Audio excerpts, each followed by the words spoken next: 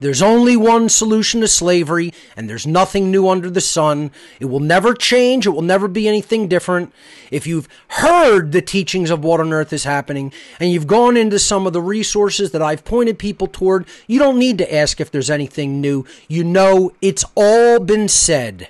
And if you think that's an arrogant statement, go fuck yourself. You don't know what the fuck you're talking about, because I'm not talking about knowing everything in the universe. I'm talking about everything we need to know to end slavery on this planet. In the here and now. Not in some dreamland, not in some fantasy fucking world, not in the totality of the mind of God. If that's what you're aspiring to, go off in some trance and go do that. And go dwell in some fucking mental landscape that you want to live in, instead of living in the real world of the here and now. This is the problem. In the here and now, slavery is still taking place. In the here and now, ignorance is still taking place that is contributing to the slavery and emboldening it and enacting it.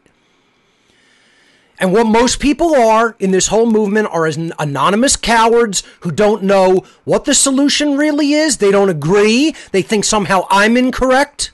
No, I've been giving you the answer since day one, and you'll find that out. Whether you find that out in a body or whether you find that out when you're no longer in a body, everyone's going to find that out. I'll be vindicated. I will be ultimately proven to be correct. And I'm not saying that because I have a big ego. I'm saying that because I understand the trivium process, and most of the losers out there don't. So they can't check their assessments and assertions against the trivium, whereas I do know how to use it effectively, efficiently, and correctly, and I have checked what I say that I've come to understand, what I've come to know, because I'm not a conspiracy theorist. I'm not someone snatching at the wind for solutions.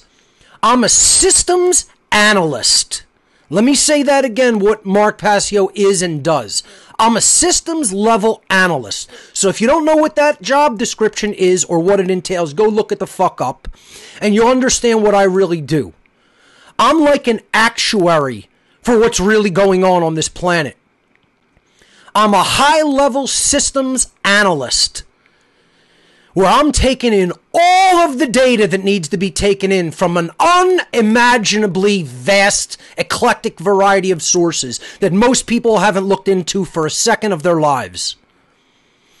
And I'm aggregating all of that, and I'm sifting through it continually until I actually come to a correct, true, and accurate understanding of what it all means. And then I'm proposing the solution. I'm seeing the problem clearly, and I'm coming very clearly and accurately to what the real solution is, and recognizing that that solution is absolute. It is singular and absolute, just as the truth is singular and absolute. The truth is singular and absolute, and that is humanity's greatest fear. It is cause for humanity's greatest anxieties about itself. The biggest internal anxieties that humanity, that individuals within humanity ever really truly have, is that the truth is completely singular and absolute. And that is why the ego wants to invent things that it reasons why it is not. There is no my truth. There is no your truth. There is the truth. The truth is singular. The truth is absolute. The solution is part of the truth. The solution to slavery is singular and it is absolute. If you don't understand that, you haven't learned enough. You haven't figured it out yet. And you're incorrect. And you need to do the work through the trivium and through the eclectic gathering of information that constitutes the grammar stage of the trivium process. And you need to gather that data and go through it effectively, weeding out logical inconsistencies and coming to an accurate understanding of what it means. Then you'll see the solution.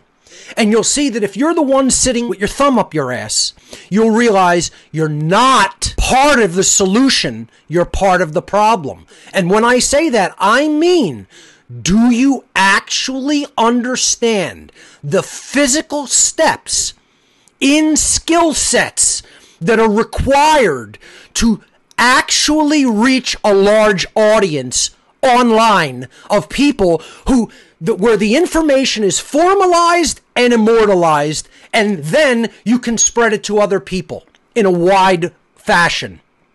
People are not hearing this. They're not hearing it. They don't understand it. They barely understand what I'm saying. Formalize and immortalize. That means you create something that has a structure for your material. Then you immortalize it by putting it on the internet in a place where someone can't just hit a switch and take it down. You upload it someplace where it's going to reside permanently, and you can link to it and send people links to it, or embed it in your page from a place where it will not get censored. You formalize and you immortalize. And the problem is, most people don't have the technological skill sets to do it. And I talk about that in this presentation. This is what it's largely about. It's about that the solution is spiritual. It's a spiritual solution to learn what the fact of the matter of the truth about the human condition is and speak out about it. That's a spiritual solution. But there is a technological component to the only spiritual solution. And that is learning how to build up your skill sets to speak to people through the medium called the internet in a formalized and immortalized way. And this is the problem, is that hardly anybody is doing that, largely because they're ignorant of the technical skills that are required to do it. And two, because in addition to that, the overwhelming vast majority of them are anonymous cowards and don't want to do that. They don't want to lend their voice to the chorus of truth. They want to remain anonymous cowards. They want to say, that's somebody else's job to speak out. That's not my job. And this is the problem. A moral dilemma of human slavery is only ever solved without bloodshed. Yeah, it can be solved through bloodshed. But it's only ever solved without bloodshed once there is enough speech out into the world where the majority of people are saying, we will not accept this immoral condition, and we have all put our voice out into the universe, and we have put our foot down as a result of putting our voice out. Have we done that? No, we've tacitly accepted what's going on.